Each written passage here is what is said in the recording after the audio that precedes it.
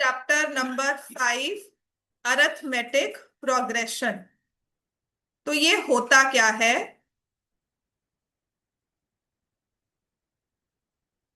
तुम्हें कहा था तुम्हारी यहाँ पे सीट है, चला कर।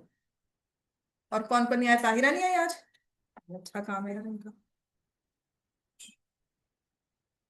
समायरा, ताहिरा, और कौन नहीं आया?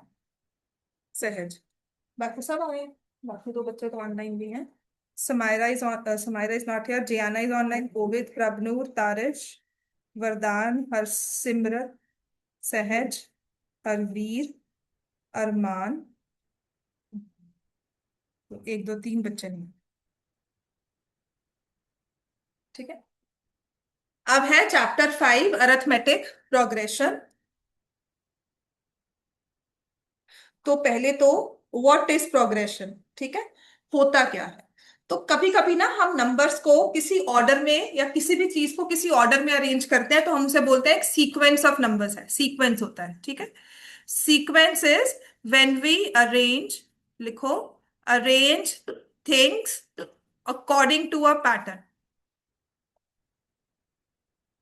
डेकोरेशंस होती हैं, कभी कोई ब्लू बलून लगाता है, फिर उसके बाद रेड बलून लगाया, फिर ब्लू लगाया, फिर ब्लू रेड लगाया, अब उसके बाद कोई और बंदा आके टेक ओवर करेगा, तो कहते हैं ना पैटर्न फॉलो करना, सीक्वेंस फॉलो करना।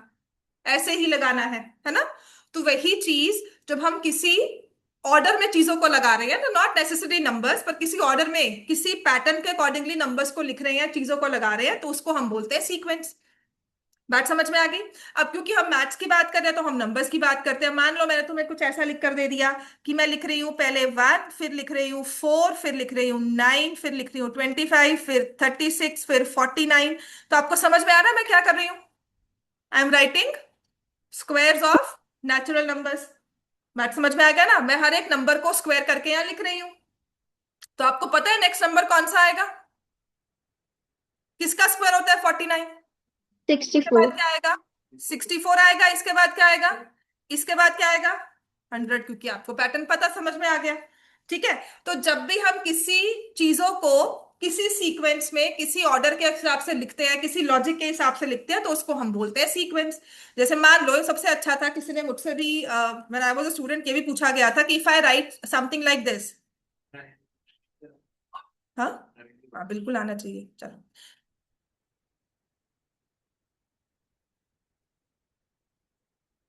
चलो अब मुझे बताओ ये मैंने क्या लिखा है? अब तक बहुत कम हुआ है कि किसी ने ये इस ऑर्डर को, इस पैटर्न को पहचान लिया हो। 1246। 1 2 3 4 5 6 7। सो मैंने क्या किया है, नंबर्स के वर्ड्स को, when I write every number in the word form, तो ये क्या है? 1, this is 2, this is 3। So I have written the first letter 4, this is 5, this is 6, this is 7। तो इसके बाद क्या आएगा? N and T.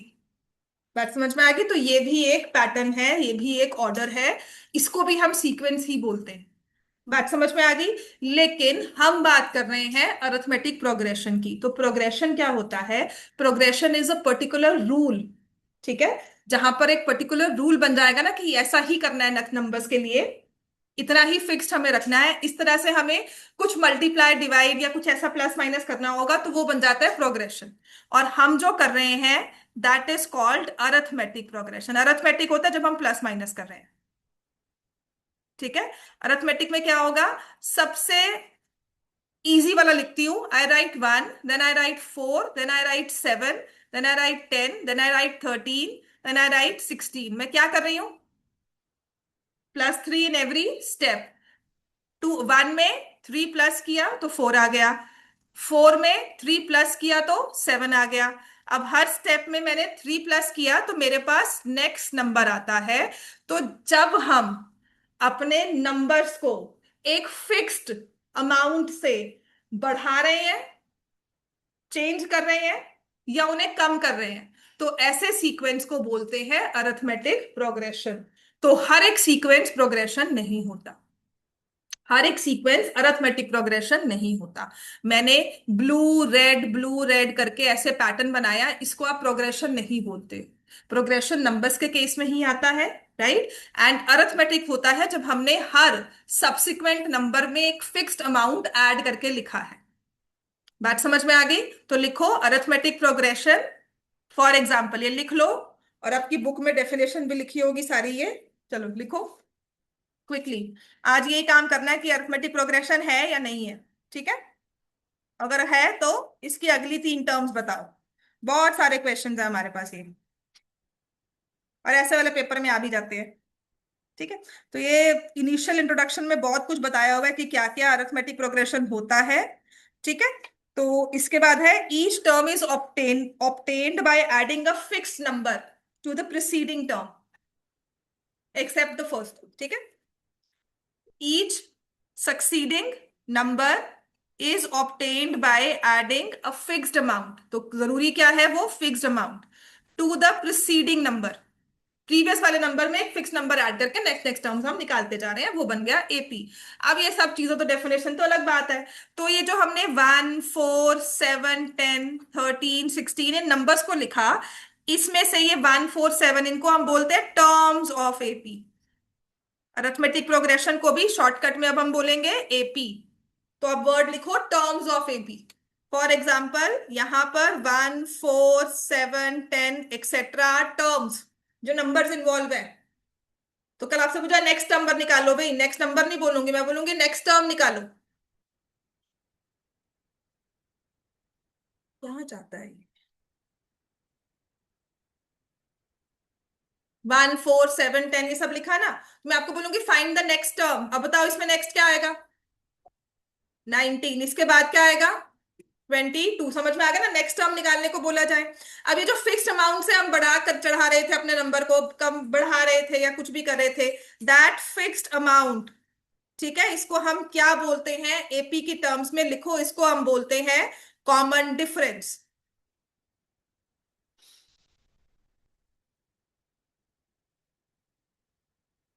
इसको क्या बोलोगे? Common difference. यूजुअली इसको डी के साथ, यूजुअली नहीं, इसका नंबर जो सिंबल ही है वो डी है, स्मॉल डी। Common difference. अच्छा, बढ़ा रहे हैं नंबर को, बात तो हम डिफरेंस लिख रहे हैं कि हम ऑब्वियसली आगे वाली टर्म से पिछली वाली टर्म को माइनस करें। 4 - 1 7 - 4 10 - 7 इस तरह से लिख रहे हैं। समझ में आ गई बात ये? ठीक है। अब एक चीज और, जहां से ये स्टार्ट हुआ 1, अब ये कहीं ना कहीं से प्रोग्रेशन स्टार्ट हुआ है, तो इस टर्म को हम बोलते हैं फर्स्ट टर्म। तो जहां से ये प्रोग्रेशन स्टार्ट हुआ उसे बोलते हैं फर्स्ट टर्म, और एपी में इसको हम डिनोट करते हैं विद स्मॉल ए। तो अब आपके लिए ना कुछ चीजें बहुत जरूरी हैं। तो जब भी एपी का क्वेश्चन होगा ना, लिखोगे let a be the first term, d be the common difference, ठीक है। तो जब भी हमने एपी का क्वेश्चन स्टार्ट करना है, हमारे लिए होगा let a be the first term, d be the common difference. समझ में आ गया? अब जो चीज करवा रही हूं ना, वो बहुत जरूरी है समझनी। अगर ये समझ गए ना, तुम्हारी फर्स्ट एक्सरसाइज तुम्हें कोई नहीं रोक सकता समझने के लिए, तुम्हें सॉल्व करने के लिए, फर्स्ट वाली। This is very important. बच्चे सच में कहते हो 4 4 दिन लगा देते हैं ऐसी चीज को समझने के लिए, ठीक है। आपको ये सीक्वेंस याद रखना है। अगर कुछ भी समझ नहीं आता ना, ये सच में कहती हूँ, this is a golden advice जो मुझे मिली थी, जो मैं आज सबको देती हूँ, because I am in that position, कि जब कुछ नहीं समझ में आता ना कोई फॉर्मूला, टेक नंबर्स। कुछ का है नेचुरल नंबर्स के बारे में कि उसको ऐसे करेंगे ऐसे करेंगे, एक नंबर ले लो यार अपने पास।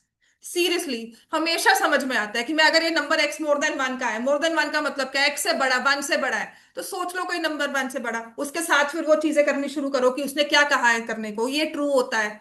तो समझ में आ गया? जब भी किसी चीज को समझना ना, कोई एब्स्ट्रैक्ट वे में लिखा है, xn लिखा है, x1 लिखा है, तो always take some values and then solve accordingly. कि कल मैं कोई इरेशनल नंबर के बारे में बात करूं कि मैंने ना एक इरेशनल नंबर लिया, तो अपने दिमाग में इरेशनल की इमेज फॉर्म करो। वो इरेशनल क्या होगा? मैंने √2 ले लिया, कि अब तुम √2 के बारे में बात कर रहे हो।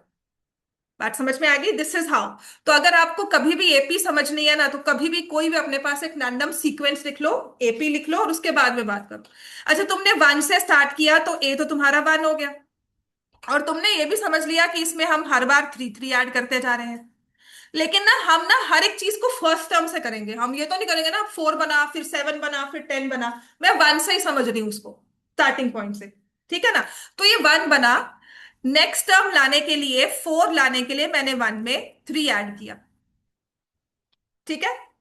अब ये जब सेकेंड टर्म बन गई, इसको हम लिखते हैं A2। ए फर्स्ट टर्म, या मैंने लिखा A1 इज 1। फिर सेकेंड टर्म को लिखा A2 इज 4। थर्ड टर्म को लिखा A3 इज 7। तो जिस पोजीशन पे नंबर बैठा हुआ है वो उसकी प्लेस वैल्यू, वो उसकी टर्म का नंबर है।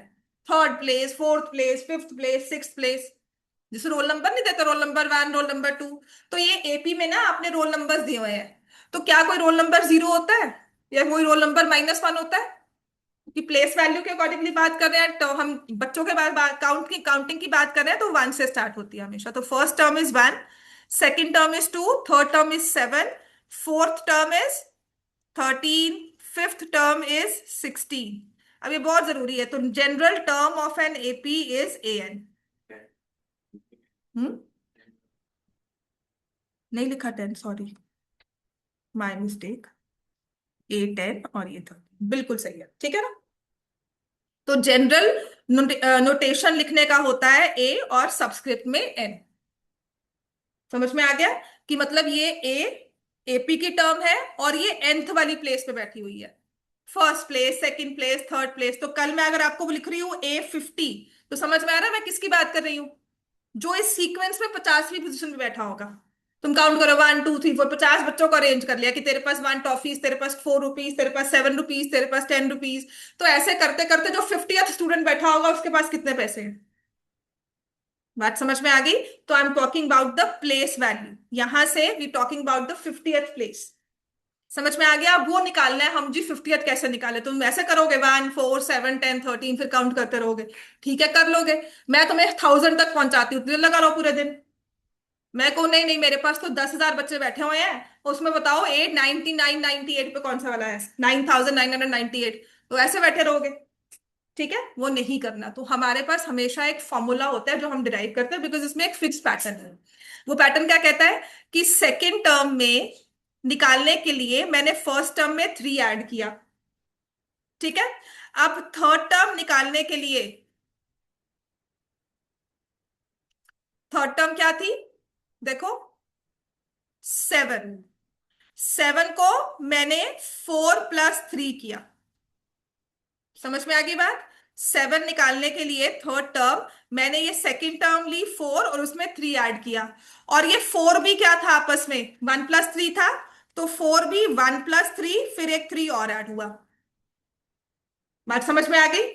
अब थी next fourth term. Fourth term क्या है? 10। इसके लिए मैंने क्या किया? ये सेवंथ टर्म उठाई, इसमें 3 ऐड कर दिया। और ये 7 कैसे बनी थी? तुमने इसमें 1 + 3, फिर 3 और फिर इसका 3, इस तरह से बनाया। बात समझ में आ गई सबको ये? अब मैं क्या कर रही हूं? मैं फर्स्ट टर्म को लिख रही हूं 1, सेकेंड टर्म को मैंने लिखा 4, तो मैंने कहा इसमें 1 + 3 था। थर्ड टर्म को मैंने लिखा 7, तो दिस वॉज 4 + 3। 4 को मैंने लिखा 1 + 3 और फिर एक 3 और ऐड हुआ। फिर मैंने क्या किया? फोर्थ टर्म ली विच वॉज 10। मैंने कहा दिस इज 7 + 3। ऐसे ही कर रहे थे ना काउंटिंग। लेकिन ये 7 कैसे बना था? 1 + 3 + 3, ये ऊपर से आया और ये वाला 3 यहां पर आ गया। बात समझ में आ गई? अब देखो, जो हमारा ये वाला 4 है, ये सेकेंड टर्म है। इसमें 3 कितनी बार ऐड हुआ? 1 टाइम। 3 is added 1 time. 3 क्या था? इसको 3 को क्या बोलते हैं? Common difference. डी को एक बार ऐड किया। ये 7 था, 3 कितनी बार ऐड हुआ? 1 के हिसाब से देखेंगे। 3 कितनी बार ऐड हुआ? 2 times. So d is added 2 times. Third term थी। यहां पे फोर्थ टर्म है, कॉमन डिफरेंस 3 है, कितनी बार ऐड कर रहे हो? 3 टाइम्स। D added 3 times. तो अगर इसी चीज को आगे समझ लेते हो, तो nth टर्म निकालने के लिए फर्स्ट टर्म लेते हैं, उसमें डी ऐड करते हैं n-1 टाइम, पूरी एपी कर लो, तुम्हारा यही फॉर्मूला है बस। The moment you understand this formula, तुम्हारी फर्स्ट एक्सरसाइज सच में कुछ नहीं है, यही एक फॉर्मूला का एक्सटेंशन है। एपी में बच्चे को 6-6 दिन लग जाते हैं बस इस फॉर्मूला को समझने में।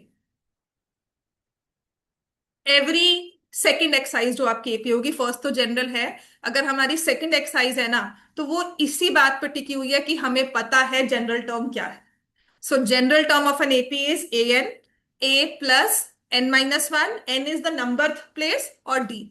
तो अब तुम्हें यही समझना है, तो आज यही करेंगे कि अगर मैं 50th टर्म की बात कर रही हूं तो आप क्या लिखोगे, ए प्लस 50-1 कितना होता है, 49। तो वो जो हम बचपन में सिखाते थे ना, प्रीडिसेसर सक्सेसर, वो यहां काम आते हैं। समझ में आया? तो मैंने 50 लिखा, n-1 मतलब आई am talking about one number preceding 49। तो अगर मैंने कहा था ये निकालो, तो आप क्या करोगे, a प्लस 9,997 डी। बात समझ में आ गई? अब इतना बड़ा नंबर तो नहीं दिया होगा, ऑब्वियसली हम 100 तक की मैक्सिमम बात करते हैं, कैलकुलेशन बहुत बड़ी हो जाती है इसमें। अगर मैं सम की बात कहूं तो ये बहुत बड़ा हो जाएगा। बात समझ में आ गई? तो अब हम क्या करेंगे, इफ आई से a1 दैट इज a, क्योंकि उसमें जीरो ऐड हुआ, ठीक है। a2 क्या लिखेंगे, लिखो, a2 इज a+1, उसके साथ क्या लिखोगे, d। Very good.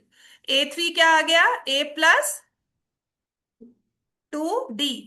बस जब तुमने ये चीज समझ ली ना, तुम्हारी एपी की, सच में कह रही हूं, 50% नॉलेज तुम्हारे पास है। एपी में कुछ और है ही नहीं। अगर मैंने a5 लिखा तो क्या होगा, a+, बस जब मैंने कहा a5, आपके दिमाग में a+4d आनी थी, बस इतना सा काम है तुम्हारे लिए।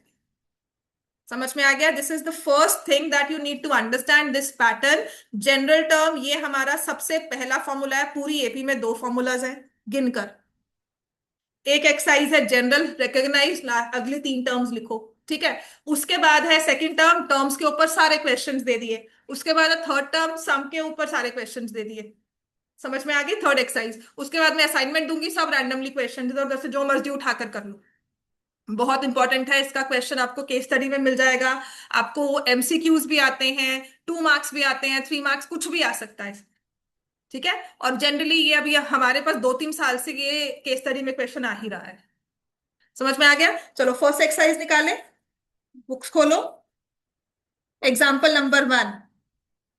तो कुछ कुछ चीजें हम अभी एपी के बारे में ना और पढ़ेंगे, अभी जनरल सी चीजें और, ठीक है। तो नेक्स्ट है हमारे पास, सबने लिख लिया ये online, Ziana and Kovid? Ma'am. Okay, yes. तो नेक्स्ट हमारे पास है example number 1 which says for the AP 3/2, 1/2, -1/2, -3/2, so on. Write the first term A and common difference D. पहली बात तो उसने लिखा है फॉर द एपी, एग्जाम्पल 1 है, तो इसने बताया है कि तुम्हारी ये एपी है। तुम्हारे दिमाग नहीं लगाना कि एपी नहीं है, गुनाह हुई तो वो कहा जाएगा तुम्हें कि बताओ एपी है या नहीं है। उसने लिखा है फॉर द एपी, मतलब ये एपी है। तो अब तुम्हें बतानी है फर्स्ट टर्म क्या है, 3/2। बिल्कुल ठीक है, फर्स्ट टर्म मतलब 3/2। और कॉमन डिफरेंस क्या है बच्चों, कैसे निकालते हो, यहां से second term minus first term करनी है। समझ में आ गया, -1, ठीक है। सो कॉमन टर्म क्या होगा, a2 -a1। कॉमन डिफरेंस लिख लो, इज ऑलवेज a2 -a1, या common difference is a3 -a2। बड़ी वाली टर्म से छोटी वाली टर्म को माइनस करते हैं हम, a1 -a2 नहीं देखते हमेशा भी, क्योंकि नेक्स्ट टर्म निकाल रहे हैं ना, वो निकालने के लिए a1 में क्या ऐड किया। बात समझ में आई? अब तुम्हारे ना यही देखो, तुम्हारा ये an इक्वल टू a+n-1d किया था। अब इसी से तुम देख सकते हो कि हमारा कॉमन डिफरेंस कैसे निकलेगा। a1 मतलब a2 मैं लिख रही हूं एज a+d, और a1 लिख रही हूं a। तुमने यहाँ पे 2 इक्वेशन सॉल्व की, तुम्हारा कॉमन डिफरेंस आ गया। लीनियर इक्वेशन सॉल्व करते हो ना, तो यहां से हमारा कॉमन डिफरेंस डी आ गया। बात समझ में आ गई? तो यहां से आपने लिखा 1/2 -3/2। समझ में आ गया? तो क्या आ जाएगा, कॉमन एलसीएम 2 लिया, 1 -3 -2 बाई +2, कॉमन डिफरेंस इज -1। मैं तो हमेशा कह रही थी नंबर इज एडेड, ठीक है ना, हम यही कह रहे थे नंबर ऐड कर रहे हैं। तो कॉमन डिफरेंस के बारे में एक चीज और लिख लो, common difference can be negative, can be positive. अब -1 ऐड कर रहे हो हर बार, समझ में आ गया? हम -1 ऐड कर रहे हैं हर बार, तो कॉमन डिफरेंस जो आपको दिया जाएगा वो बड़ी वाली टर्म से छोटी टर्म को माइनस करके दिया जाएगा, मतलब बड़ी वाली प्लेस पे बैठी हुई टर्म नेक्स्ट माइनस प्रीवियस करके दिया जाएगा। And common difference can be negative, common difference can be positive. अगर डी प्लस में होता है तो उसको हम बोलते हैं इंक्रीजिंग एपी, और अगर डी माइनस में होता है तो उसको बोलते हैं डिक्रीजिंग एपी। समझ में आ गया? ए प्लस में है तो आप उसको बोल दोगे इंक्रीजिंग एपी, ए माइनस में है तो डिक्रीजिंग एपी, बस छोटी सी बात है। कभी कभी ना डी जीरो भी होता है, कुछ नहीं ऐड करे, 2 2 2 2, कॉमन डिफरेंस जीरो ले लिया, this is also an a, ठीक है, इसको बोलते हैं constant a in which d is zero, common difference zero है, सेम नंबर को लिख दिया। तो ये क्वेश्चन पेपर में आया था असर्शन रीजनिंग में, 2 2 2 2 इज एन एपी। एक नंबर को 3/2 3/2 3/2 ऐसे 4 5 बार लिखकर फिर कॉमा लगाकर डॉट्स लगा दिए, this is an AP, yes. समझ में आ गया? तो this is an AP, common difference zero है, इसको बोला कांस्टेंट एपी। माइनस करते जा रहे हो तो डिक्रीजिंग, प्लस करते जा रहे हो तो इंक्रीजिंग। बात समझ में आ गई? ठीक है। अच्छा, एपी की टर्म्स लिमिटेड तक दियो, 10 टर्म्स हैं, 20 बच्चे हैं क्लास में, 50 हैं, तो उसको हम बोलते हैं फाइनाइट एपी।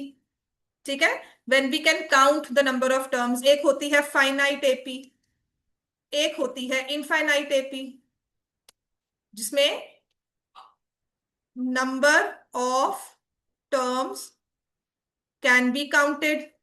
ये आपको बताया हुआ है कि एपी में 50 टर्म्स है तो वो फाइनाइट है, जिसमें बताया ही नहीं हुआ एपी में 50 टर्म्स है तो number of terms can not be counted,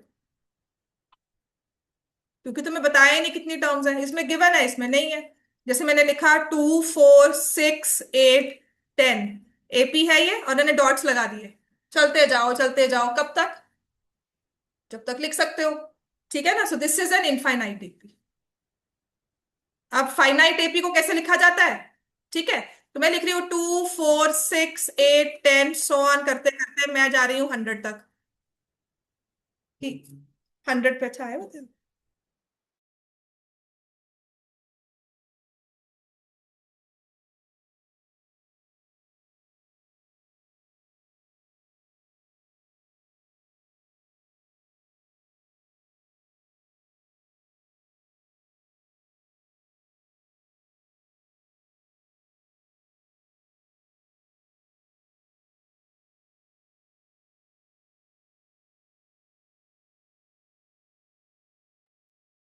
so if it's 2 4 6 8 10 ऐसा करते करते जब आपको लास्ट टर्म मेंशन कर देना तो उसको बोलते हैं फाइनाइट एपी। समझ में आ गया? अब इसमें तुम नहीं बता सकते मैंने कितनी टर्म्स तुम्हें लिखने को कहा है, लेकिन इसमें बता दोगे कि मेरी एंडिंग पॉइंट है इतनी टर्म्स है बस, 2 से लेकर 100। अच्छा, 2 से लेकर 100, मैंने जब ये 2 4 6 लिखा है, मैंने क्या लिखी है ये? एपी तो है, हाँ, नंबर तो लिखे हैं लेकिन किस, दे आर, और 2 के मल्टीपल्स हैं, दीज आर मल्टीपल्स ऑफ 2। बात समझ में आ गई? तो एवरी मल्टीपल, जब हम एक टेबल लिखते हैं ना, तो वो भी एपी होता है। Multiples of 2 are in AP, multiples of 3 are in AP, multiples of 7 लिखा जाएगा ना, क्वेश्चन आएंगे, they are also in AP. I am asking to count multiples of 5, तो वो एपी फॉर्म कर रहे हैं। समझ में आ गई? स्क्वायर नंबर्स एपी नहीं फॉर्म करते। जो मैंने 1 4 9 लिखा था वो एपी नहीं होती। बात समझ में आ गई सबको ये? So multiples of number are in AP always. तो अब हमारे पास एग्जाम्पल 1 हो गया, कॉमन टर्म आपने फर्स्ट टर्म भी लिख ली, कॉमन डिफरेंस भी लिख लिया। अब है एग्जाम्पल 2। अब ये क्वेश्चन भी पेपर में आता है, ठीक है, इसमें लिखा है which of the following list form an AP, if they form an AP right the next 2 terms. अब ये विच ऑफ द फॉलोइंग तो नहीं आया कि एपी बनती है नहीं बनती, आपको कहते हैं एपी बन रही है, कॉमन डिफरेंस निकालो, नेक्स्ट 2 टर्म्स निकालो। ये जरूर पेपर में आ सकता है और आया भी हुआ एमसीक्यू में। एग्जाम्पल 2 ए पार्ट, क्या लिखा है? 4 10 16 22 and so on, will this form an AP? चलो, सबसे पहला हमारा यही काम है, will this form an AP. मैं एपी के असाइनमेंट भी शेयर कर रही हूँ, बहुत जरूरी है करना।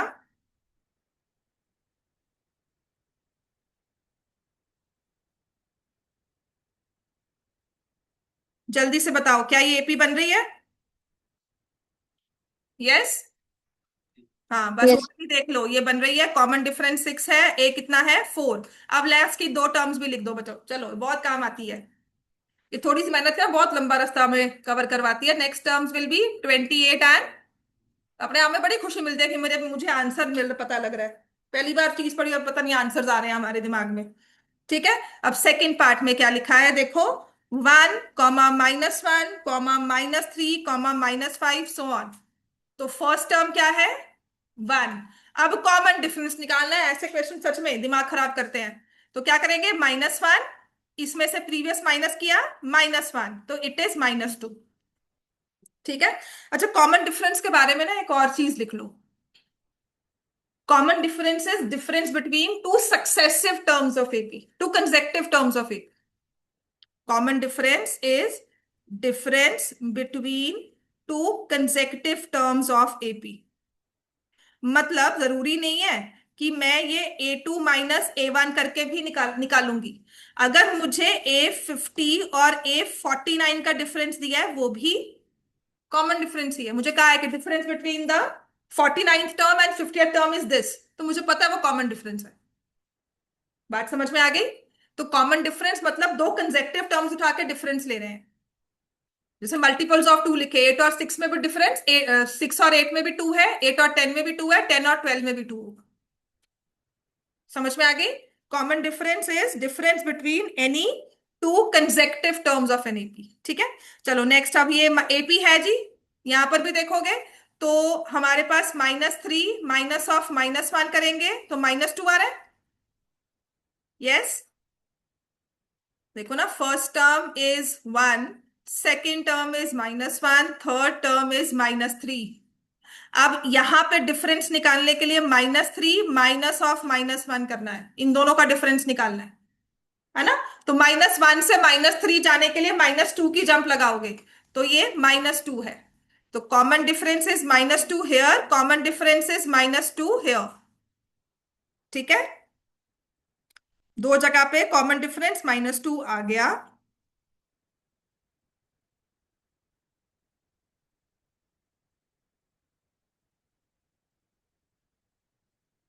ठीक है। This is an AP. अब बताओ नेक्स्ट टर्म्स क्या होंगी इसमें?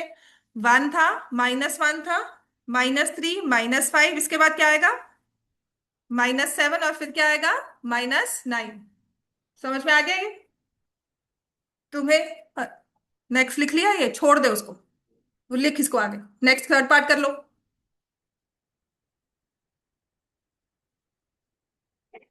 थर्ड पार्ट में क्या दिया हुआ है? -2, फिर +2, फिर -2, फिर +2, फिर -2 so on. Is this an AP?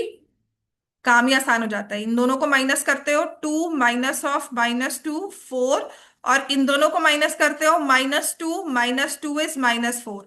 Common difference same नहीं है, देयरफॉर नॉट एन एपी। 4 और -4 सेम नहीं होते। ठीक है। फोर्थ पार्ट, पहले 1 लिखा 3 बार, फिर 2 लिखा 3 बार, और फिर 3 लिखा 3 बार। कहते हैं बताओ जी ये एपी है, पैटर्न है। एपी नहीं हो सकता, यहां कॉमन डिफरेंस 0 0, अब नेक्स्ट में नहीं आया, फिर कॉमन डिफरेंस 0 0, फिर नेक्स्ट में नहीं आया। This might be a pattern but this is not an AP, no. समझ में आ गई बात ये?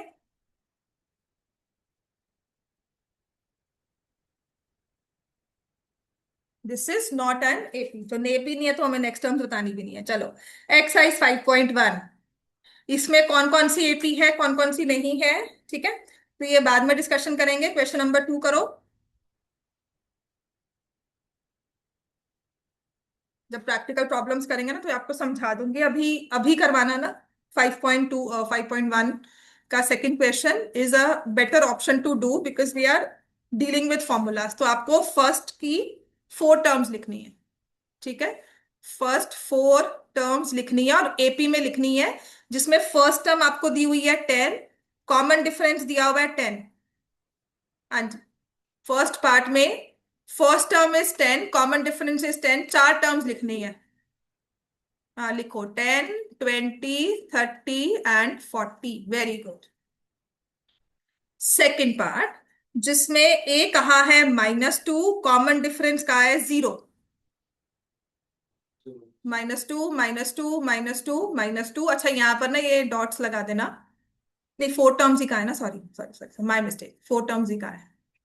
तो यहाँ पे चार टर्म्स लिखनी है, नहीं लिखोगे चार टर्म, यहाँ पे तीन लिखकर छोड़ दोगे तो माइनस है।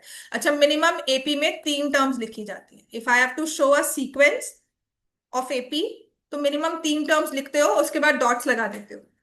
ठीक है, चलो very good. Third part start कर दो, which says a is equal to 4, common difference is -3। तो पहले क्या लिखोगे? 4, फिर लिखोगे 1, फिर लिखोगे -2, फिर लिखोगे। समझ में आ गया? चलो फोर्थ पार्ट, ए की वैल्यू -1, डी की वैल्यू 1/2। अच्छा, पता क्या होता है जब ये कॉमन डिफरेंस पॉइंट्स में आ जाए ना और जल्दी जल्दी आंसर करना है, तो 1/2 को ना टेक इट एज 0.5। 0.5 ऐड करना तुम्हें बड़ा आसान लगेगा लिखना, लेकिन फ्रैक्शन की फॉर्म में ही है। ठीक है, आपने जैसे टर्म्स को लिखा अपने हिसाब से -1, फिर तुम्हें पता है कि -1 प्लस 0.5, -1 में 0.5 ऐड किया तो -0.5 आ जाएगा, फिर 0.5 ऐड किया तो 0 आ जाएगा, फिर 0.5 ऐड किया तो 0.5 आ जाएगा। बट अब तुम्हें पता करना क्या है, इसको लिखना फ्रैक्शन की फॉर्म में ही होता है। तो इसको लिखा -1, -1/2, 0, 1/2। आई हैव ऑफन सीन कि मुझे ना पॉइंट्स पे ऐड सब्ट्रैक्ट करना इजी लगता है, फ्रैक्शंस में मुझे एलसीएम लेना पड़ता है, फिर बार बार वो लिखना ज्यादा हो जाता है। तो वहां पे थोड़ा सा ये चीज देख सकते हो, अगर एमसीक्यू कर रहे हैं, जल्दी काम करना है तब। Fifth part is -1.25, common difference is -0.25। सो -1.25। अब इसको ऐड करोगे सब्ट्रैक्ट करोगे? ऐड हो जाएंगे ना, पर माइनस साइन रहेगा। अब इसको पॉइंट्स में लिखना है, इसको फ्रैक्शंस में नहीं कन्वर्ट करना।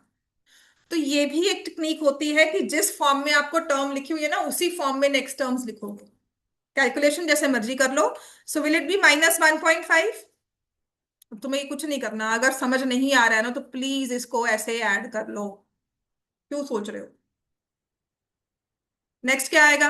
-1.75, -2.00 एंड सो ऑन। ठीक है, चलो इसमें तो ऑन सॉन है नहीं। चलो नेक्स्ट है हमारे पास question number 3। For the following APs write the first term and common difference. Question number 3, first term हमारे पास है 3, 1, -1, -3। फर्स्ट टर्म क्या है बच्चों इसमें? 3 है। कॉमन डिफरेंस क्या है? -2। B part -5, -1, 3 and 7। First term क्या है? कॉमन डिफरेंस क्या है? हम्म -4 होगा। -5 में -4 कर क्या होता है? 4 होगा, +4 होगा बेटा। ये देखना, -1 छोटा बड़ा नंबर आ रहा है, तो बड़े नंबर के लिए डिफरेंस को पॉजिटिव होना जरूरी। जब भी कंफ्यूजन आती है ना, क्यों पॉजिटिव एपी कहा, क्यों इंक्रीजिंग एपी कहा, ये चीजें जानने के लिए होती है। समझ में आ गई बात है?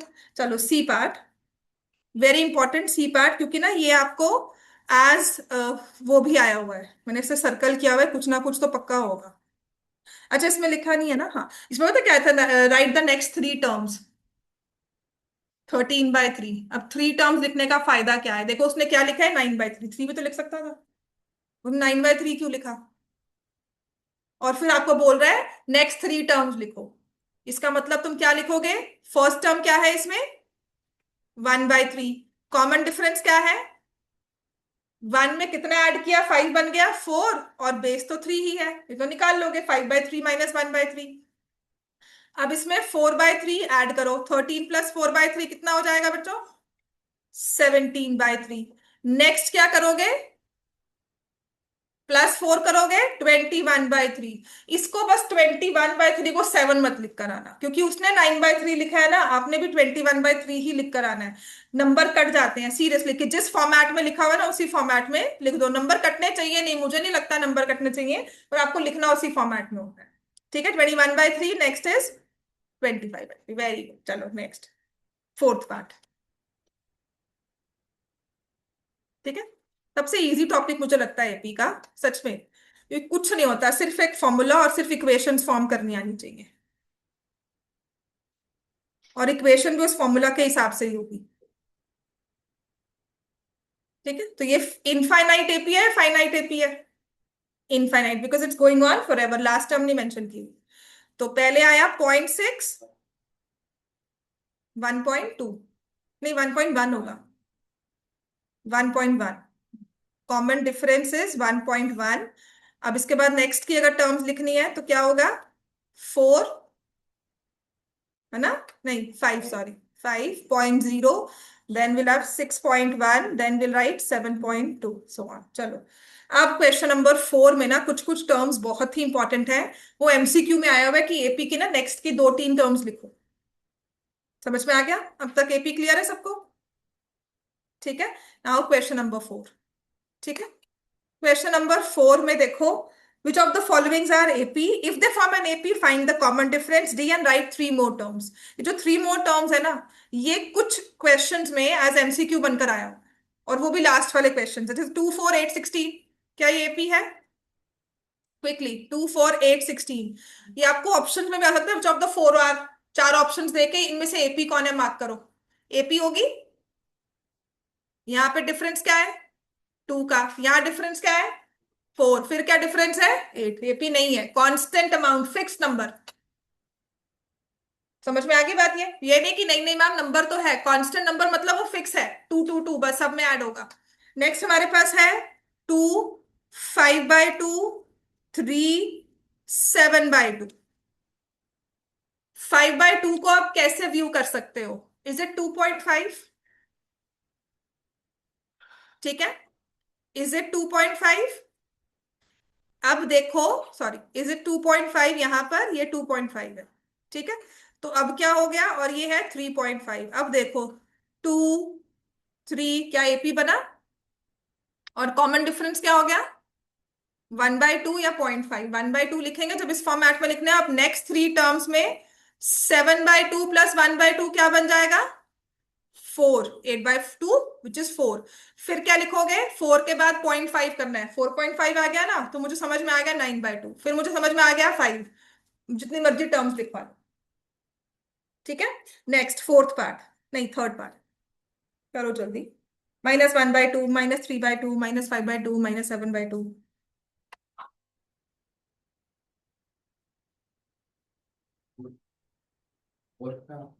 थर्ड पार्ट बेटा, सारे पार्ट्स करने हैं, इसमें से फिफ्थ पार्ट इंपॉर्टेंट है। देन यू हैव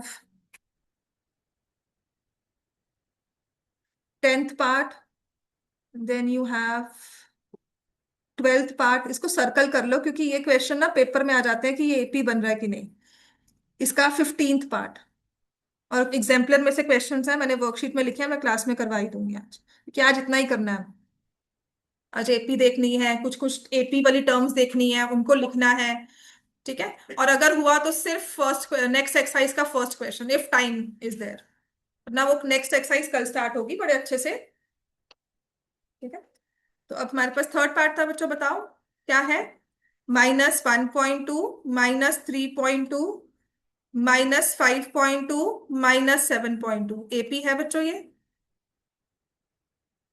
आपने क्या करना है, -3.2 में से फर्स्ट टर्म माइनस कर देनी है। आप ये सोचो कि -1/2 में क्या ऐड किया कि 3.2 बन गया? 2.1 के 2। देखना, तू कुछ मत कर, 3.2 है ना। क्यों नहीं लिखता ऐसे कि दोनों को माइनस ही कर रहे हैं ना, एक माइनस एक प्लस हो गया, ये माइनस ये प्लस है, तो क्यों नहीं तुम माइनस कर पा रहे इसको? आप ओरली नहीं कर पा रहे हो, लिखो, इसको करने में क्या शर्म है? ये तो मैं कर लेती हूँ यहाँ तुम्हारे सामने ओपनली बैठी। आंसर सही चाहिए मुझे, और क्या चाहिए? अल्टीमेटली नंबर किसके मिलेंगे? वो सही आंसर के कि तुमने ये क्यों लिखा उसके मिलेंगे। हाँ, क्यों प्लस किया ना, नहीं बोलना। अच्छा, नेक्स्ट टाइम बोली। जो भी किया बेटा, आंसर सही निकाल। वो प्लस करके बोला, देख उसके एक्सक्यूजेज है, मैंने ये किया, मैंने वो किया। सही भी निकालो। आपका कॉमन डिफरेंस इसमें क्या आएगा? -2। -2 करोगे तभी ऐड करोगे ना -2 को। सो हमारी नेक्स्ट की टर्म्स क्या आ गई? -9/2, 9.2, -11.2, -13.2, -15.2। Fourth part, -10, -6, -2, 2 and so on. First term अगर -10 ले रहे हैं, कॉमन डिफरेंस अब बताओगे क्या है?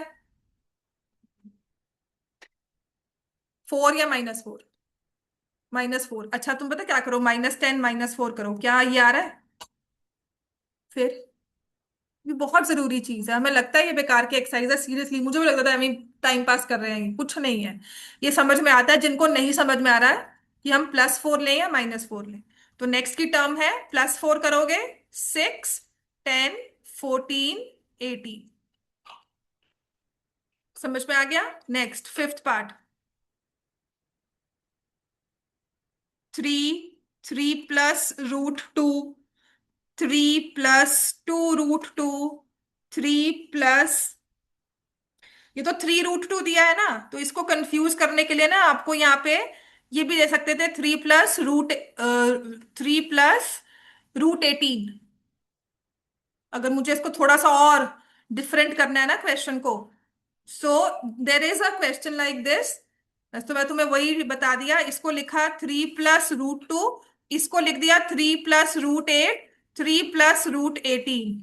तुमने ऐसे नहीं बोलना है, हमेशा इर्रेशनल नंबर को उसकी लोएस्ट फॉर्म में लेकर आकर फिर देखना है कि वो एपी बनेगी कि नहीं। ठीक है, ये वाला क्वेश्चन भी है, इस जैसा क्वेश्चन है वो करवाऊंगी। पर बताओ, क्या इसमें एपी लग रही है आपको? हर बार क्या ऐड हो रहा है? 3 को ये बनने के लिए क्या ऐड करना पड़ा? √2। अब इस टर्म को ये बनने के लिए क्या ऐड हुआ? √2 ही हुआ ना। 2√2 तो बेटा इसके साथ आया, ये ऑलरेडी था, इसके पास एक √2 और आ गया। तो तुम्हें करना क्या है? 3 + √2 -3, ये कैंसिल हो गया। फर्स्ट स्टेप में कॉमन डिफरेंस √2 है। फिर तुम क्या करोगे? 3 + 2√2 -3 + √2। इस चीज को लिखो, 3 + 2√2 -3 - √2। ये देखो, 3 कैंसिल हो गया, 2 - 1 √2। तो हमारा इस स्टेज पर A2 - A1 is same as A3 - A2, तब हमने कहा एपी है। पहले स्टेप में कॉमन डिफरेंस निकालकर एपी मत बोल देना, 2-3 टर्म्स में कंपैरिजन करना होता है ये। ठीक है, समझ में आ गई बात है? तो एपी है। अच्छा बताओ, अब नेक्स्ट टर्म क्या होगी बच्चों? अब तो बहुत आसान है, हम सिर्फ √3 के साथ √2 वाले कोएफिशिएंट्स को बढ़ाते जा रहे हैं। क्या होगा? 3 प्लस, यहाँ पे 2 था, यहाँ पे 3 था, फिर क्या आएगा? 3 + 4 √2। फिर क्या आएगा? 3 + 5 √2। अब मैं टर्म लिख रही हूँ, ठीक है, इसमें √2 ऐड कर रही हूँ, तो ये ऐड करना आता है ना हमें अब। ठीक है, 3 + 6 √2। कितनी टर्म्स लिखनी थी? 3 मोर टर्म्स। सिक्स्थ पार्ट पे आ जाओ, क्या ये एपी है? लिख लिया सबने? सिक्स्थ पार्ट,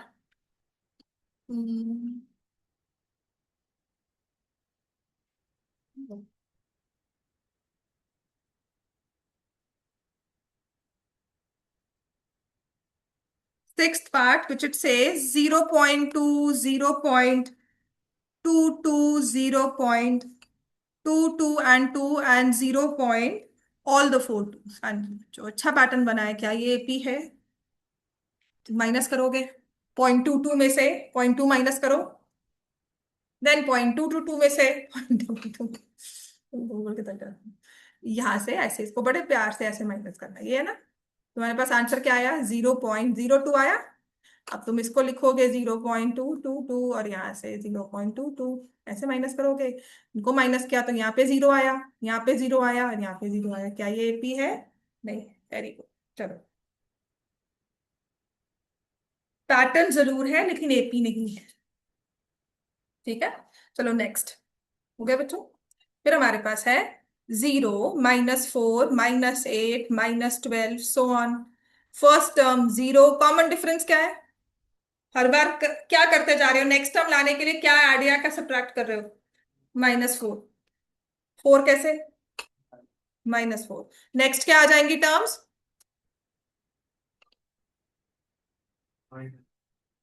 फिर फिर बस ठीक है बिल्कुल। Next seventh part, eighth part, which says -1/2, -1/2, -1/2. Is this an AP? Yes or no? नहीं होगी एपी? नहीं है। कांस्टेंट एपी बोलते हैं ना, हर एक टर्म सेम होती है तो उसको हम बोलते हैं कांस्टेंट एपी। मैंने कहा था ना ये हमारा assertion रीजनिंग में क्वेश्चन आया हुआ है। हाँ तो अच्छा, जीरो तो वहां थोड़ी याद आएगा। तो ये हमने क्या करना है, this is our AP with with the common difference of 0। So next की तीन टर्म्स लिखने को कहा है ना, तो इसे इग्नोर मत करना, लिख देना। ये लिख कर आना, इसके नंबर मिलेंगे वहां पे, ये नहीं कि पता ही है। चलो next, ninth part, which is 1, 3, 9, 27। Cubes कभी भी एपी में नहीं होते, ठीक है? तो वैसे भी तुम सब ट्रैक कर लो, यहाँ पे 2 है। 9 - 3 6 होता है। 27 - 9 18 होता है। No, not an AP. बस। क्यों नहीं है? रीजन कोई पूछे, मैं तो कह रही हूँ एपी नहीं है, पर क्यों नहीं है? हाँ, नहीं इसलिए नहीं। Common difference is not same, बस। कोई पूछे ना एपी क्यों नहीं है, क्योंकि कॉमन डिफरेंसेस लिखा होता है क्वेश्चन में, explain why it is not an AP, तो क्या लिख कर आओगे? स्क्वायर टर्म्स है इसलिए नहीं। Common difference is not same, is not constant. समझ में आ गया? देन नेक्स्ट, ये तो अच्छी वाली टर्म है, A 3 2A 3A 4A। I have A 2A 3A 4A, so on. तो इसमें कॉमन डिफरेंस क्या है बच्चों? ए, वेरी गुड। तो दिस इज एन एपी। हर जगह पर कॉमन डिफरेंस सेम है, इसलिए एपी है। नेक्स्ट की टर्म्स क्या आएंगी? वेरी। चलो नेक्स्ट, A² A³ A⁴ बड़ा मन करेगा कि इसको भी एपी बोल दें, नहीं होगा, क्योंकि हम A² - A कर रहे हैं, A³ - A² कर रहे हैं, A⁴ - A³ कर रहे हैं, आपस में इक्वल नहीं होते। So not an. नेक्स्ट अपने पास है, बड़ा अच्छा क्वेश्चन है ये। इसको बोलोगे क्यों? इसमें हमने कैलकुलेशंस करनी है। On the face of it ना, ये वाला क्वेश्चन पेपर में आया भी हुआ है। ये वाला क्वेश्चन ले लो, और ये हमारा जो था 3 + √2 वाला, ये पेपर में आ चुका है क्वेश्चन। इसमें टेंथ टर्म निकालने को थी, वो भी एमसीक्यूज में था, ठीक है? सो √2, √8, √18, देन √32, √32। अब इसमें ऐसे नहीं बोलना, हमेशा सिंप्लीफाई करना है। तो जो नाइन्थ में आपको इरेशनल नंबर्स करवाए हैं ना, सिंपलेस्ट फॉर्म में लिखना, वो लिखना होगा। ये √2 हो गया। √8 क्या होता है? याद है ना, ये 2 × 2 × 2, फिर ये एक पेयर बाहर आ गया, ये बन गया 2√2। √18 क्या होता है? 3 × 3 × 2, ये 3 बाहर आ गया, और √2 रह गया। ऐसे ही √32 इज 4√2। और अगर इसकी नेक्स्ट टर्म लिखने को कहा है ना, और जो बच्चा 5√2 लिख कर आया उसके नंबर कटेंगे। √50 लिखना है, वो ऑप्शंस ही ऐसे थे, ठीक है? ऑप्शंस में अगर A + 5√2 दिया होगा, मतलब 5√2 दिया होगा, बिल्कुल सही है। लेकिन अगर तुम्हें पूछा है ना नेक्स्ट लिखो, तो तुमने अपने आप से 5√2 लिख दो, पर उसको √50 लिख कर आना है। समझ में आता है ये √5√2 √50 कैसे बना? जब ये 3 बाहर आया तो सिंगल था। अब इसको अगर स्क्वायर रूट के अंदर जाना है तो स्क्वायर लेके जाना होगा ना, अपने साथ वाला फैक्टर। तो ये 5 × 5 × 2 तब जाएगा अंदर, ठीक है? अगर मुझे नेक्स्ट टर्म लिखनी है तो क्या होगी? 6√2। लेकिन मैं क्या लिखूंगी? ये 2 तो ऑलरेडी बैठा है, ये 6 को स्क्वायर रूट के अंदर भेजना है। तो 2 × 6 × 6, इट विल बी √72। फिर अगर 7√2 लिखा है तो क्या लिखोगे? 2 × 7 × 7 98। ये 3 टर्म्स है हमारी। अब ना उसने क्या किया, आपको 2 8 के साथ देकर ना फिर कहते हैं चलो हम 3 के साथ अब देखते हैं, हमने मल्टीपल्स ऑफ 3 लिए, उनको स्क्वायर रूट में कर दिया। Not any. ठीक होगी बात, देखो क्या लिया, √3 √6। अच्छा अब ना वो ही खुजली होती है कि अच्छा पिछली वाली एपी थी तो ये भी होगी, क्योंकि हमने 3 के नंबर्स को देख लिया। तो हमें रखना क्या है, √6 minus √3। Not looking at the numbers inside square root, वो एपी में हो चाहे 3 6 9 12 है, लेकिन स्क्वायर रूट आ गया साथ में। सो अब मैं √9 माइनस √6 कर रही हूं, ये आपस में सेम नहीं है। So not an AP. समझ में आ गई बात। नेक्स्ट 14th, बहुत ही अच्छा क्वेश्चन है 14th वाला। 14th और 15 देखो, बहुत ही हल्के से वे से ना डिफरेंशिएट किया हुआ है बस। इन्होंने लिखा है 1 स्क्वायर, 3 स्क्वायर, 5 स्क्वायर, 7 स्क्वायर। अच्छा मैं तो वही बोली थी कि हाँ जी एपी नहीं होता, तुम कह दोगे कि स्क्वायर्स वाले एपी नहीं होते, पर नेक्स्ट वाले चीज में ना फिर गलत हो जाएगा। ठीक है, हमने ये लिखा, तुमने इसको लिखा 1, इसको लिखा 9, ये है 25, ये है 49। आपने डिफरेंस निकाला और कहा बट नहीं जी ये तो एपी में नहीं है, सो नॉट एन। समझ में आ गई बात, ये बिल्कुल अच्छी बात है। लेकिन नेक्स्ट वाला देखो उन्होंने क्या डिफरेंट लिख दिया। 1 स्क्वायर लिखा है ना, तो मैं स्क्वायर वाली बात कर रही थी ना तारिश आपके साथ, कि ऐसे नहीं लिख कर आना कि स्क्वायर वाली टर्म्स एपी में नहीं होती है, तो स्क्वायर वाली टर्म्स है ना। तो इसलिए नहीं लिखना, हम क्यों बोलते हैं, जनरली एक ऑब्जर्वेशन है कि स्क्वायर वाली टर्म्स एपी में नहीं होती है, अगर मतलब वो सारी की सारी स्क्वायर वाली टर्म्स ही हो, इसलिए। तो यहां पर ये है 1, this is 25, this is 49, with 73 they broken the pattern.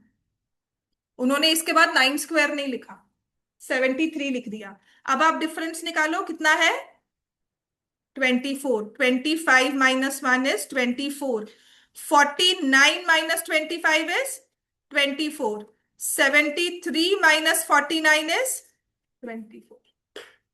So yes this is an 8। Next term बताओ बच्चों। 73, 73 प्लस 24, 97, 97 प्लस 24, 121। एंड हाँ वैसे लिख दो, वेरी गुड। फिर लिखोगे 121 प्लस 24, 140। ठीक है, अब लिखो एक्स्ट्रा क्वेश्चन। अब जब दिमाग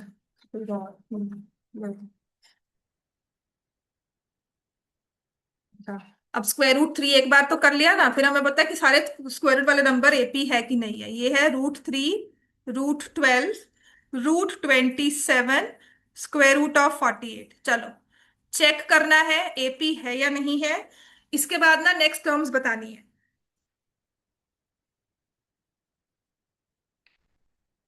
ये सारे क्वेश्चंस ना मैंने असाइनमेंट में लिखे हैं, एग्जाम्पलर से इकट्ठे किए थे, कुछ थोड़े बहुत इधर उधर से इकट्ठे किए थे। Is this an AP? ये टर्म क्या बनी, √3। ये टर्म क्या बनी, √12 को लिखो फैक्टराइज करके। क्या फैक्टर होते हैं, एग्जाम्पलर है, फोन है, हाँ उसमें वर्कशीट भेजिए, नेक्स्ट करना शुरू करते हैं। हाँ क्या है ये, हाँ लिखो बेटा, 2 × 2 × 3। इसको फिर कैसे लिखोगे, 2√3। √27 को कैसे लिखोगे, हाँ तो फिर लिख क्या होगा वो, 3√3 बन गया। √48, क्या 16 × 3 होता है 48, तो ये 4√3 बन गया। तो yes this is an AP. Next number क्या होगा बच्चों, 5√3, 6√3, 7√3। अच्छा ना कल आप ये काम करेंगे, अगर मैं इसमें 10th टर्म निकालने को कहूँ, फर्स्ट टर्म में है 1√3, सेकंड टर्म में है 2√3, थर्ड टर्म में है 3√3, और 10th टर्म में क्या होगा, 10√3। ठीक है, स्क्वायर रूट ऑफ 300। नहीं नहीं बेटा, 1√3 यहां पर आ गया, फिर 2√3 यहाँ आ गया, 3√3 यहाँ आ गया। तो first term is √3, common difference is √3। 10th term क्या होता है, अच्छा टाइम हो भी गया। तो दिस इज √3 प्लस 9√3। 9 कहाँ से आया, n-1। ये कल चीज सिखानी है, ठीक है। चलो ये क्वेश्चन कर लिया बच्चों सबने, तो एक और लिख लो, लास्ट है वो। अच्छा ये भी ना एग्जाम्पलर में दिया हुआ क्वेश्चन है और आंसर भी इसका इस फॉर्म में था, दिस इज a+b, फिर लिखा है a+1, ये ब्रैकेट में है b, फिर लिखा है a+1 प्लस b+1। तो अब मुझे बताना है क्या ये एपी है, ये क्या है, a+b। अच्छा, इसको तुम सिंप्लीफाई करके अगर लिखोगे तो क्या होगा, a+b+1 आ जाएगा। ये लिखोगे तो क्या आ जाएगा, एपी है कि नहीं है, हर बार क्या ऐड कर रहे हो, +1। अब आता है नेक्स्ट, इसमें मतलब ना पेपर, मतलब आई वाज वेरी सरप्राइज क्योंकि एग्जाम्पलर में भी उस फॉर्म में आंसर लिखा हुआ है। तो अब इसकी नेक्स्ट टर्म बनानी है तो क्या करेंगे, 1 ऐड करना है। वो 1 ऐड होकर कहाँ जाकर बैठेगा, ए में बैठेगा। आप लिखोगे a+2 प्लस b+, मतलब किस प्लेस में बैठे हो ना, वो डिपेंड करेगा कि तुम्हारा ए के पास बन गया या बी के पास बन गया। इसके बाद क्या होगा, a+2 प्लस b+1, फिर क्या होगा a+3 प्लस, ये a+2 सॉरी b+2 होगा, यहां पर b+2, sorry this was my mistake. बात समझ में आ गई, यहां पर तुमने 2 ऐड किया ना, टोटल 3 बनाना है, वो पहले ए में जाएगा, फिर नेक्स्ट टर्म में 4 बनाना है सम, तो यहां पर जाएगा, फिर 5 आएगा तो यहां आएगा। तो ऑड टर्म में ए में जा रहा है, इवन टर्म में बी में जा रहा है। बात समझ में आ गई, चलो जाओ।